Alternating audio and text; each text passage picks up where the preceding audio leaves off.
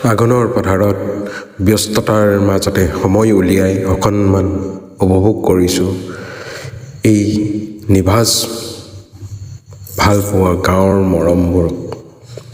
এয়া আমি মাছ ধৰা, তাৰ পাৰত বহি সময় অকণমান পাৰ কৰা, জীৱনটো উপভোগ কৰিবলৈ বহুত আছে। এই নিভাঁজ সেউজীয়াবোৰৰ মাজতো উপভোগ কৰাৰ মাদকতাই বেলেগ। পথাৰৰ মাজত বহি ভাত খোৱা, সেই দাৱনীলৈ অনা ভাতৰ সোৱাদেই সুকীয়া।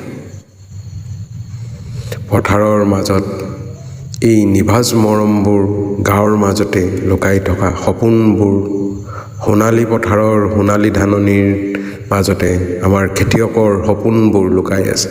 আহক খেতিৰ মাজেদি আমি আমাৰ পথাৰ সোণালী কৰোঁ, নিজৰ জীৱনটো সেউজীয়া কৰি তোলোঁ। কৃষিজীৱি আমি এই অসমীয়া মানুহখিনি আহোঁচোন আমি পথাৰৰ মাজলৈ, আকৌ সেউজীয়া আৰু সোণালী পথাৰ কৰোঁ।